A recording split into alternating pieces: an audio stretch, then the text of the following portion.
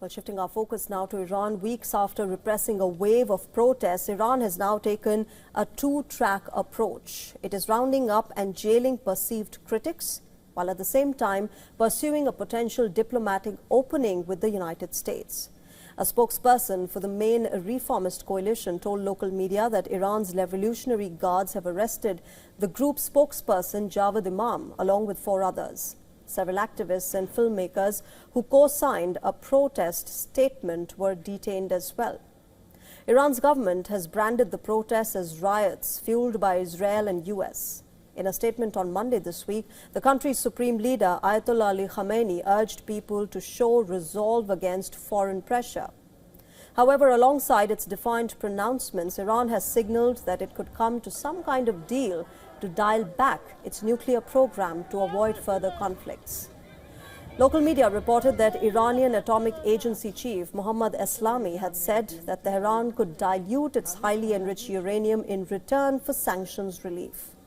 Diluting or downblending uranium means mixing it with other substances to reduce the enrichment level so the final product does not exceed a given threshold, thereby extending the amount of time that it would take Iran to create sufficient nuclear material for a bomb. At the talks in Oman last week, the U.S. and Iran agreed to discuss Tehran's nuclear program, though Washington and Israel also want to put its ballistic missiles and support for regional militant groups on the agenda.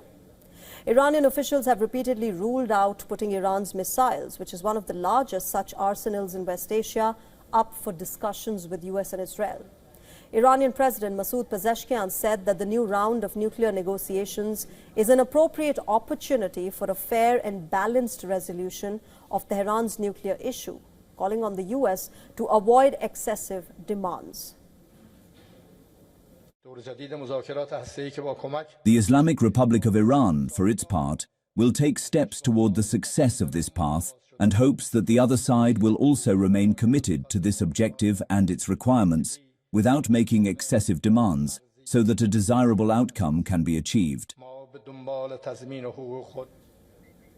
Meanwhile, Foreign Minister Abbas Araghchi held separate calls with his Egyptian, Saudi and Turkish counterparts and described the talks with U.S.